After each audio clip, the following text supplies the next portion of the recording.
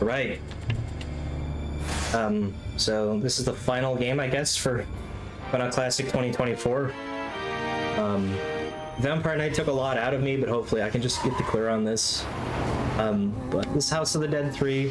So I kind of picked my games to submit this year kind of in a specific order.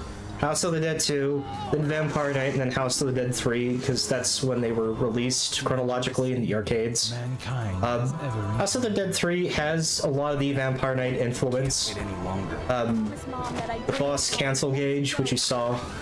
I forgot to mention Vampire Knight has the thing where levels alternate between boss fights and enemies that you fight, which is kind of cool. So that's in this game.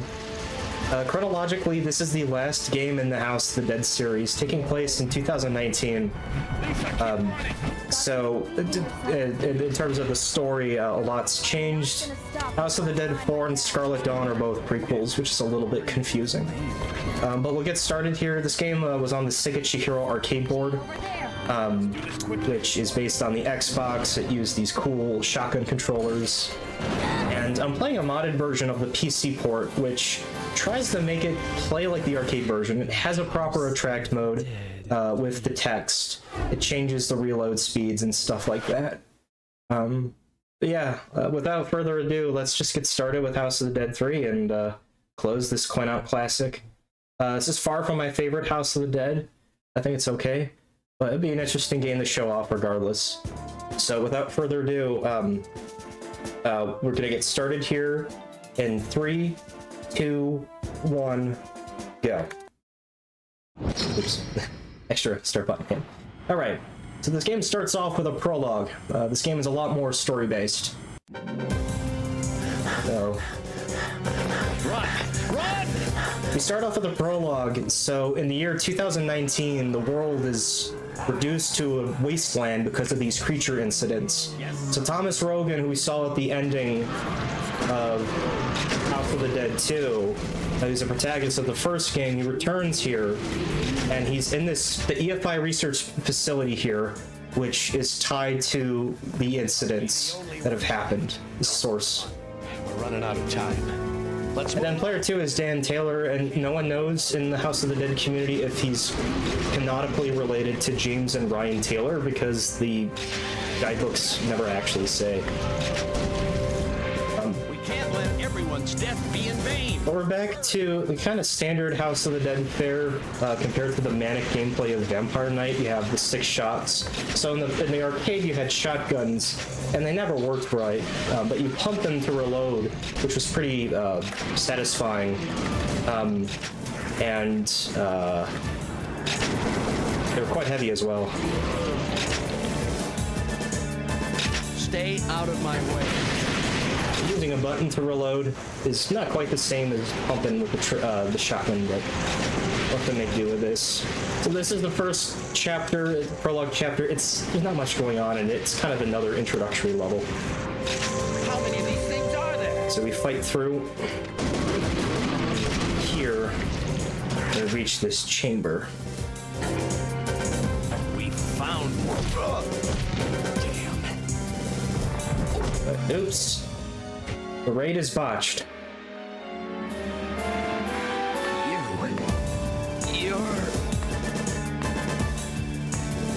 And to be continued. My dear Daniel, this game has a lot of flashbacks. give up. No matter what the doctors say, I'll gladly step. So there's a flashback to the original game. Here's the villain, Dr. Curian, who started all these, the creation of these creatures in his mansion. And as the game continues, you'll find out he has a relationship with his son, which plays a crucial role in this, what he does. You ready? So 2 weeks later, I promised Mom that I'd bring him home. So Lisa Rogan, who is Thomas Rogan's daughter, and Agent G, who's Rogan's former partner, arrive at the building to rescue Rogan, find him. So you pick a choice of the parking lot or the front entrance. Parking lot's a bit higher scoring.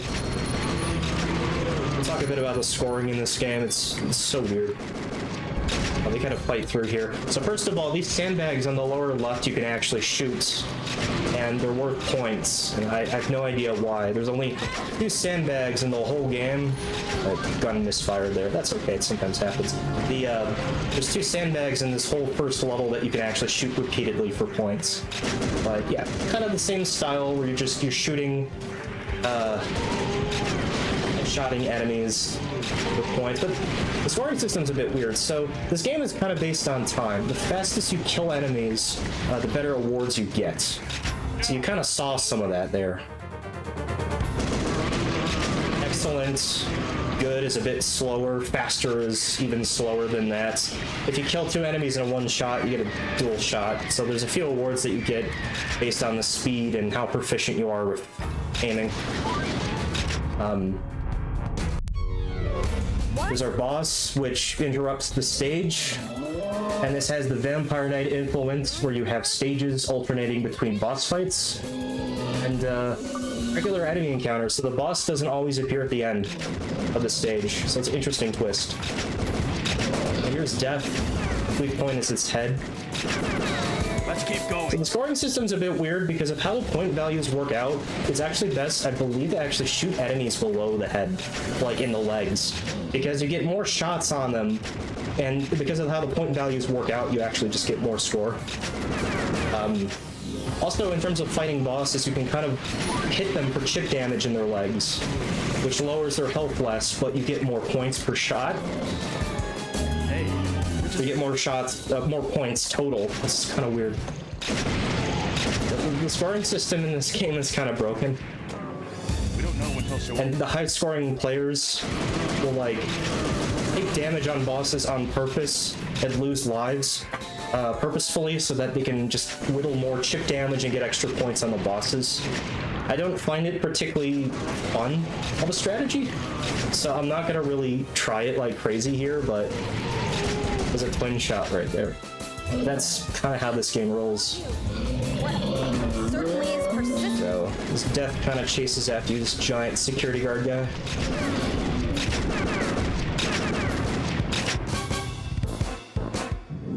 In the parking lot.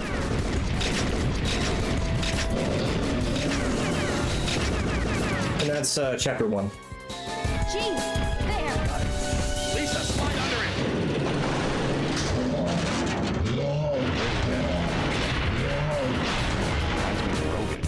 For the stage, you get a rank based on time used and your accuracy.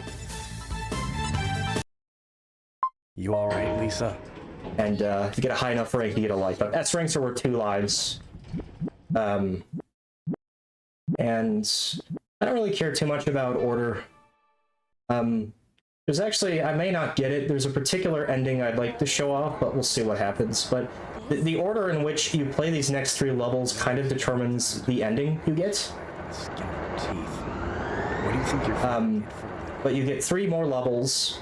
Each level has 2 versions based on the path you took in chapter 1 and the order in which you play those 3 levels. It's kind of confusing. Between life and But the branching paths are a lot more limited in this game. anything anymore, Daniel.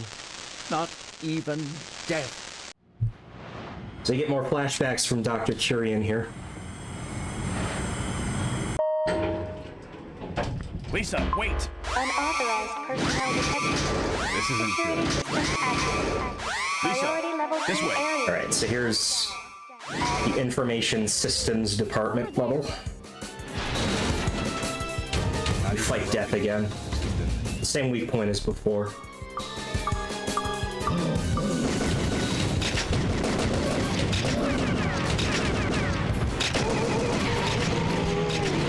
Enemies are a little bit dangerous in this game if you shoot them, like, and they're headless and they're missing limbs, because they'll, like, quickly, like, try to kill you, and they can move extremely fast. Some enemies, if you shoot them once, they'll, like, move faster, and then you have to hard commit to them.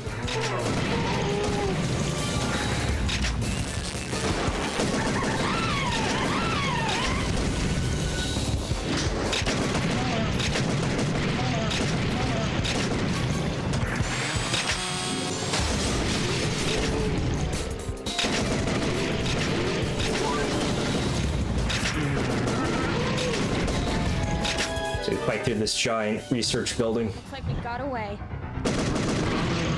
Another twin shot there. So what's kind of weird about this game is that the ports all have like different reload speeds compared to the arcade, but this PC arcade mod basically makes the reload speed like the arcade. I'm not sure why they changed the... they changed it. But it's kind of a weird thing to pay attention to as you play the different ports of this game because of how they vary. I'm gonna fight more of these guys.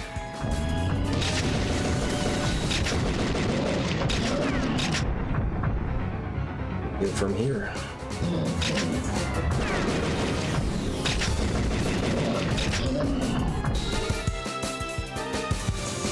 Let's head down.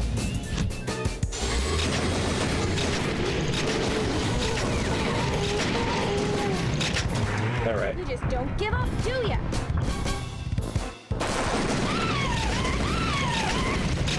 So this partner rescue is kind of hard. Until you realize that you can shoot through G and he's made of titanium, there's no friendly fire, so you can just do that, defeat the creature behind him and complete the scene. Those partner rescues, by the way, replace the civilians. There's no civilians to rescue. Everyone's basically dead or seeking refuge somewhere. So those partner rescues are a bit weird. If you fail to save the other partner, and by the way, the captured partner in multiplayer cannot shoot, but the captured partner, if you fail to save them, they will not take damage with extra life.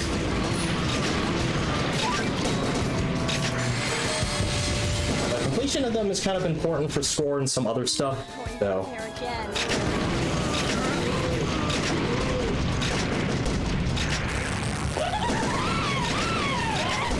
We'll keep fighting through here. So yeah, you'll see like we're alternating between fighting regular enemies and then the boss. So there's that Vampire Knight influence.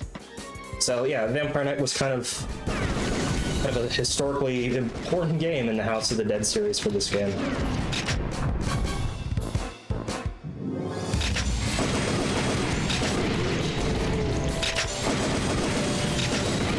Shooting is really key in this game in terms of a lot of the score and just getting as much as you can out of the enemies.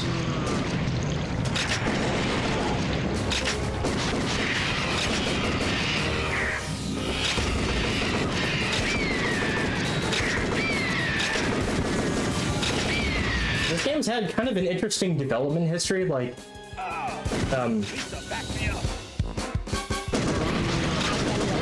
magician bonus item. This game was like developed on the Sega Naomi 2 and the Naomi, and eventually came to the Dreamcast, or sorry, it came to Xbox eventually, the Sega Chihiro hardware. So it was developed on all kinds of different arcade boards before it settled on the Chihiro, and at one point they actually considered some kind of cartoonish cel-shaded visuals, and that never happened, presumably because due to negative player feedback. That seems very hard to dodge. So, that's okay.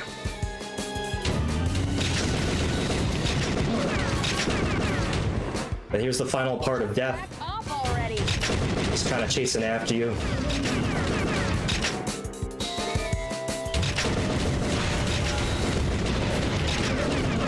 And the final part's a bit hard because those shutters get in the way of his head. When a lady says no, she means Get some great dialogue. A lot of the funniness in this game, the voice acting is actually a lot more competent.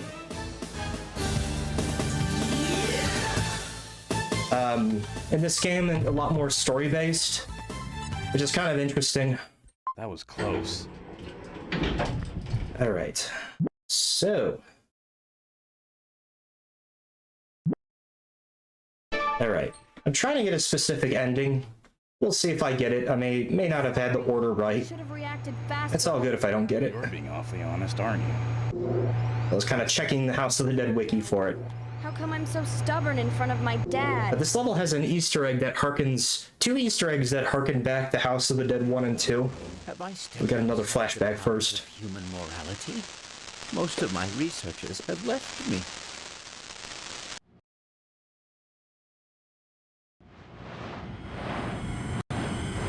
All right.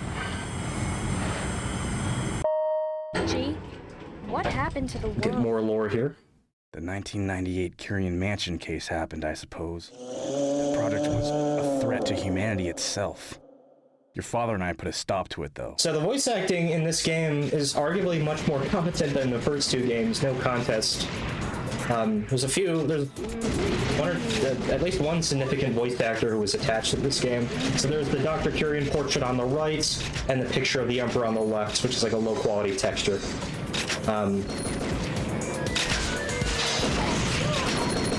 But I do appreciate, like, the Lycan games that, like, are more competent with storytelling. Like, I'd say this, House of the Dead 4, and Virtual Cop 3, like, they're kind of a rarity, but I do appreciate that kind of stuff.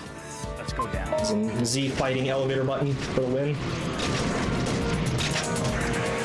I can't believe I'm doing this. Don't use the Z word.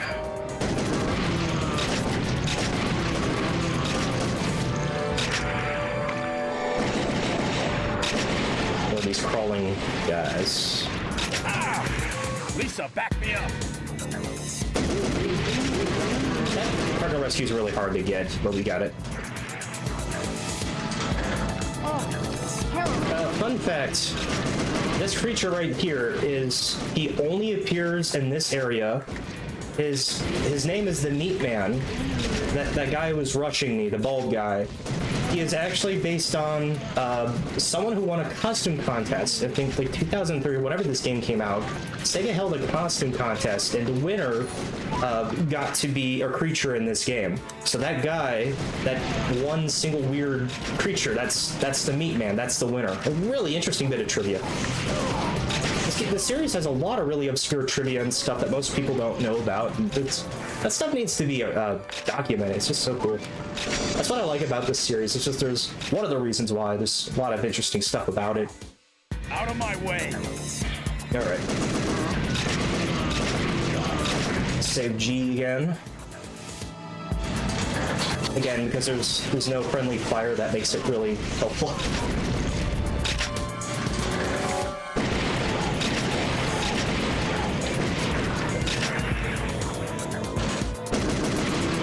Too much to say. The levels in this game are a lot more linear and kind of plain looking compared to the House of the Dead 1 and 2, I feel. This is one of my least favorite games, personally. I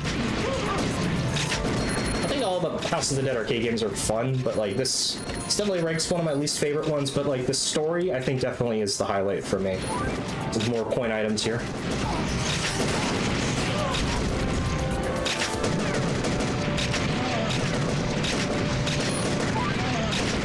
This part with the bat is a little bit hard because all the bats kind of are delayed. They don't come all at once, so you can't just shoot immediately. You gotta wait. All right, here's the boss. What's that smell? Oh man! And they throw that stock female scream in there for some reason. That's not in the arcade version. Ground? The arcade version, the body just falls. Trapped. This is a boss that I've heard a lot of people say like really is a pain. It's for practice, it's not too bad, but knock on wood. It is Fool. It's the Sloth. A very nasty Sloth. So again, you'll see the cancel gauge, just like Vampire Knights. That's the main influences there. You're kind of just shooting his limbs. It's a little bit exhausting, but there's another boss in this game that's pretty tiring that we haven't gotten to. The dead bodies, we gotta shoot down.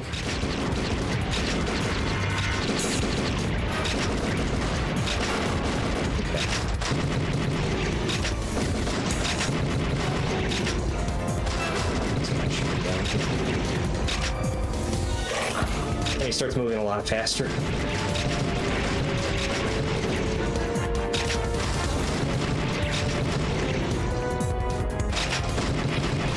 When he gets close, it's really hard to actually stop him in time, so you need to like be proficient, like just shooting, ending his face as early as possible when he's on the right side of the screen instead of on the left.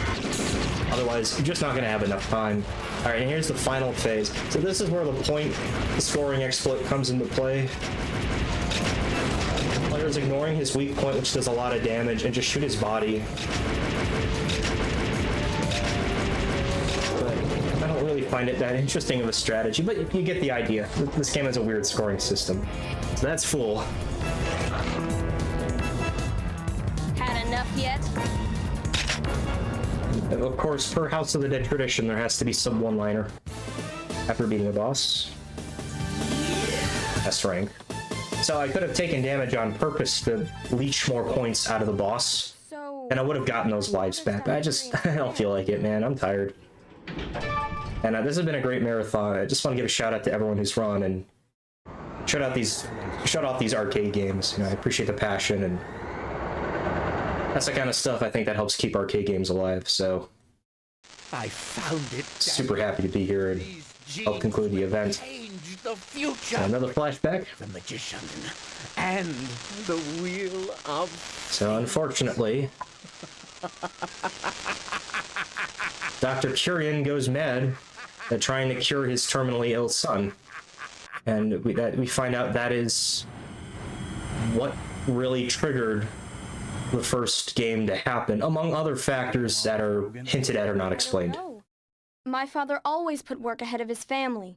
I barely have any memories of him spending time with Mom. Fortunately, at least it has some family drama. Ouch. That's pretty harsh. Well, what do you expect? He's always making us worry. I should slap him upside the head for Mom. For some reason, everyone in this game just has big hands. Like, the character animations are so awkward. Alright, so here's the final of the main selectable routes.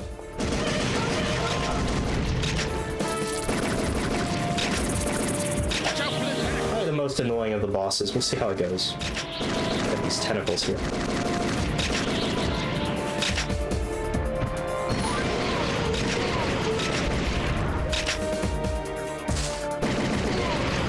Kind of a throwback to House of the Dead 2, the creature hanging from the fridge.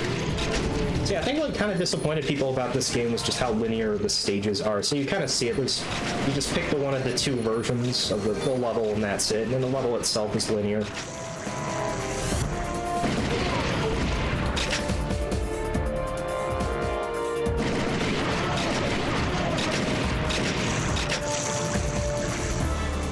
We're gonna go through here.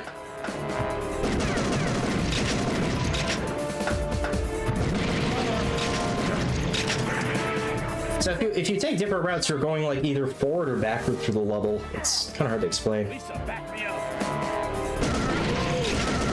So save G again, get the golden frog.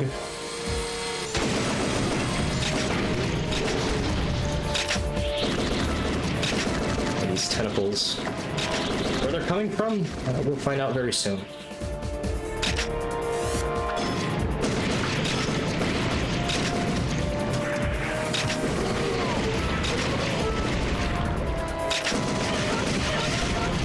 Alright, time for the boss. Finally, we're out. But what the hell is that thing? So there's this boss is, in my opinion, the most freakiest looking boss and also the most exhausting to play against. Also, Lisa's line where she says hell is censored in the arcade version. There's another line which we may possibly hear where she swears that got censored. The weak point is the faces. It's just a really freaky boss. You gotta shoot down the tentacles. Even after you destroy the tentacle, if you keep shooting it, you get points.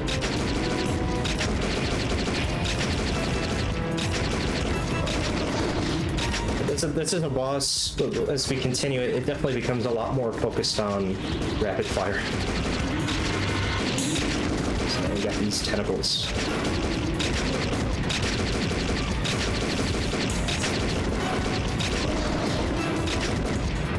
But yeah, sorry my commentary's been a bit low on this game. It's kind of hard to talk about stuff about this game. It definitely, compared to the first two games, it definitely changed a lot of stuff that some people weren't super a big fan of, but I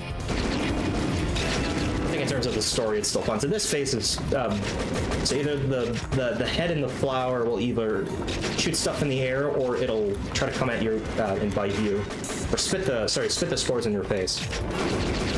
Here. To defeat that phase, you kind of have to empty a full clip into it and then reload. if you kind of reload in between, you're wasting a lot of time and you may not get it. Alright, that's the sun. First time for a one-liner. I never was any good at gardening. Oh, man. It looks like it'll open if we shoot it. But it's not the end of the stage. No. Keep going. So the boss is in the middle of the stage, not the end. We still have a little bit of paths to go.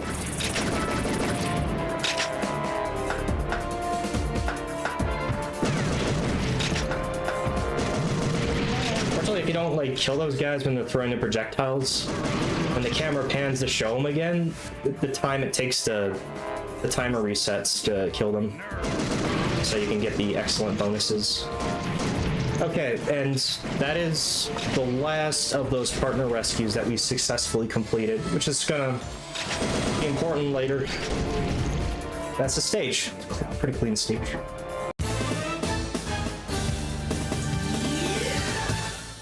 That's 300 bonus points if you're at max and you get another extra life. Worried about Rogan. So 600 bonus points. Alright, final stage. Just what Dad would say if he was here. Got to believe in yourself, Lisa. He always says the same thing over and over. I'm sick of it. I love G's reaction there. It's like, get me out of here. A lot of the humor in this game, in my opinion, is the character animations. Things look a little different here. Alright. For some reason, this cutscene kind of lags a bit. I think it's just the game. I'm not gonna stop until I find my dad. Funnel area. There's a hidden item in the top right-hand corner, which is a wind-up zombie. And I got it. It's 3,000 points. We haven't really talked about these creatures, the Rogan Commandos. These are the depiction of zombies in this game is a bit inconsistent because there's people who get bitten and do definitely turn into the creatures. They're zombies, but the director of this series has refused to call the enemy zombies and insists upon calling them creatures. But this kind of conflicts with that. But anyway, those Rogan Commandos, they're really fast enemies. So you kind of want to get rid of them as fast as possible. They definitely have brought their hard training with them. Like, they haven't even lost it even in death. Or creation. It's so confusing. Series, and it's not super consistent with the storytelling, but again, I do appreciate the storytelling. It's just something cool. Alright, it's the House of the Dead Ends. Alright, so we get a long cutscene here. Get more lore. Dad! I knew you were alive! I figured G would bring. Reunited with Rogan. But who's this? We'll find out. Wait, G! Pleased to meet you, Mr. G. My name is Daniel Kieran. Dr. Kieran was my father. I believe you knew him well. So Daniel, Dr. Kieran's son, is still alive. He's the one who saved my life. He's now an ally. He's the only one who can prevent disaster. I have to go! Can't. You're hurt. I'll go. Gee, take care of Dad for me. So G is actually sitting this one out. I leave everything in your hands. Remember, Lisa, believe in yourself, no matter what happens. This game's all about believing in yourself. Lisa, I finally understand what that really So if House of the Dead 4 and Scarlet Dawn are about not losing hope, this game's all about believing in yourself. So Daniel Kieran actually becomes a playable character for the player 2 side. So this is the first and only House of the Dead arcade game that has like characters that switch on the fly. So Daniel's now with us, and it looks like Daniel's gonna try to help us with what's coming up ahead. This is a mini boss. If you remember, this was the commando that got killed in the prologue. This kind of just attacks again. That was for my buddies. He's very frighteningly fast. Oh, we got through it.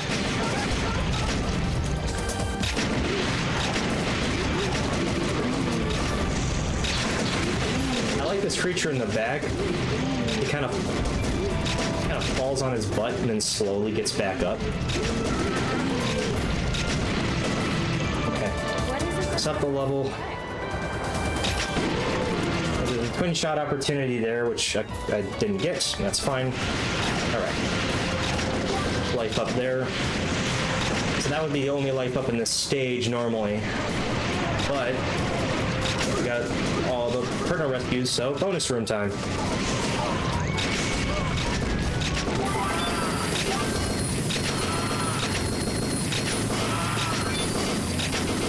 Didn't quite get the robot zombie thing. What the? Because of how the hitboxes work, you can shoot between the coin and the robot. It hits both. Spent the last 19 years watching this. Extra points, more lives. Anyway, final boss. I always know it, but the wheel of fate must be. The sound mixing is kind of weird here, so sorry about that. How? I managed to hack the program. That should give us the opening. Music in this game is pretty good. Are you sure you want to fight your own father? The future belongs to the people who are alive here and now. Right. I'm prepared to live the rest of my life bearing the burden of my father's crime. Okay. We just gotta believe in ourselves. Just gotta believe in ourselves. Yes, indeed. All right, here's the final boss. I am Tyrion. I shall destroy everything and resurrect everything. All right. So it's a Wheel of Fate, not the Wheel of Fortune. So this is the one boss that the name is based on a tarot card, but they changed it. Probably because Wheel of Fortune didn't sound cool enough, and it's not really giving us fortune, isn't it? He has a few phases. His whole gimmick is that he has a wheel that he spins, and that determines a lot of his attacks.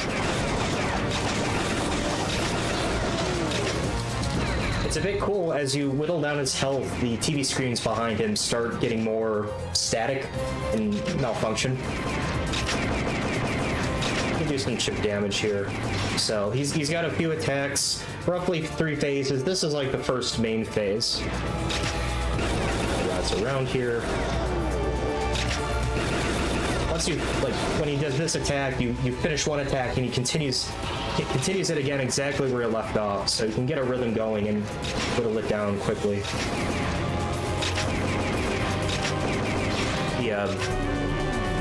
One of the icons on the wheel actually appears in the background from House of the Dead 1, which is kind of interesting.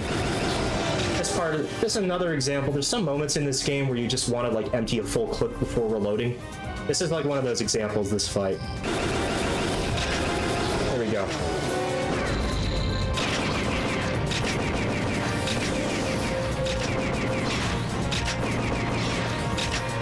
He's almost, I think after this he'll get to his second phase.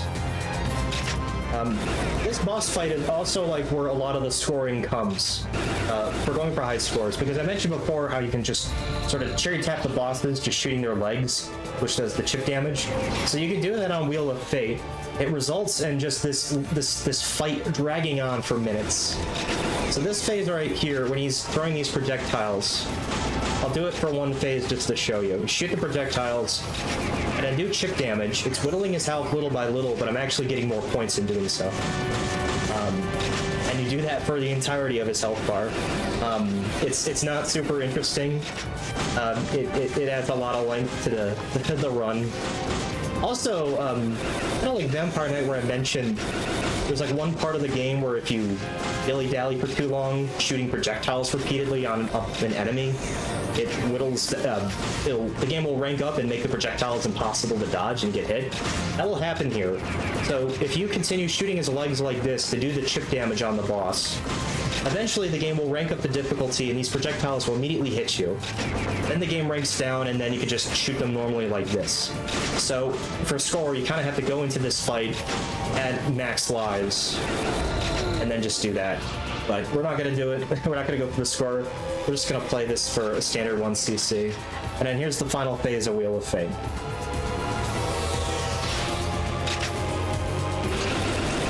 So if you haven't noticed it, this is actually Dr. Tyrion. This is Dr. Tyrion resurrected. His body, he was killed at the end of the first game, but he's resurrected and brought back. And he's the chronologically the last boss in the whole series. And you can shoot his legs to do the chip damage there, but it's not super interesting. So let's let's not do it. Let's not do that strategy. Instead, let's just get the 1cc and thank RGLTV for another great point-out classic year. As a 1cc. Three for three 1cc's.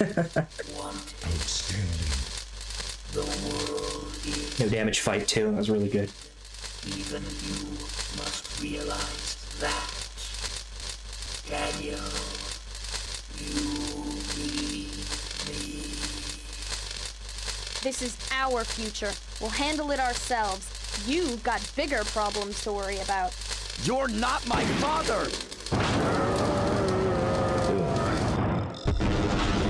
Another huge explosion.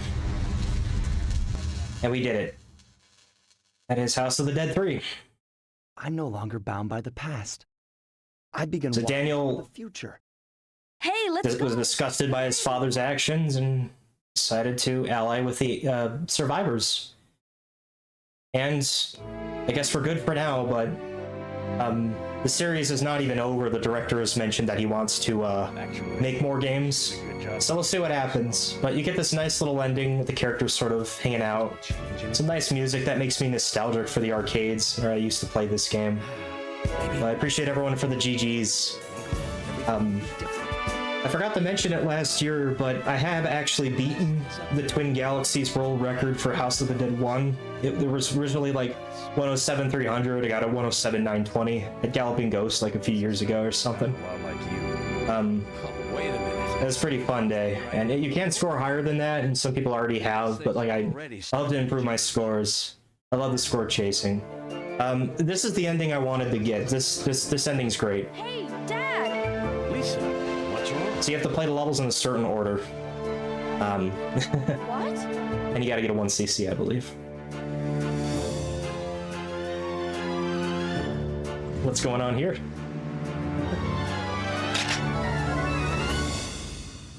Hey, that's my car, you slimy bastards!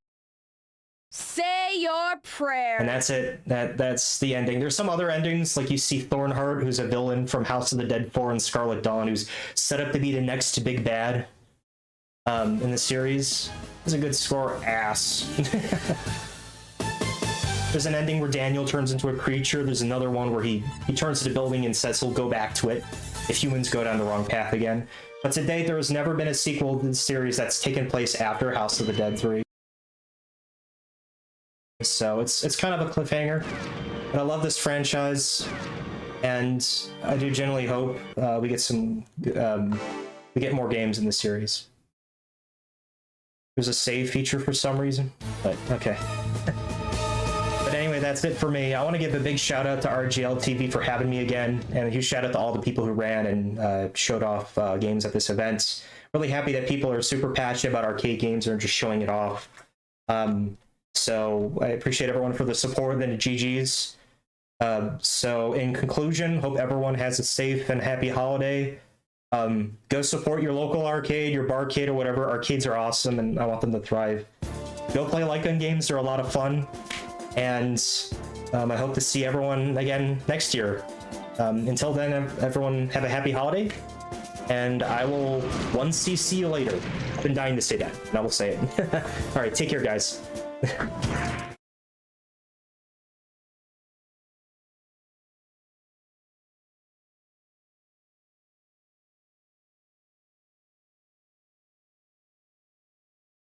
Hey everybody, this is Big Mike from RGL staff.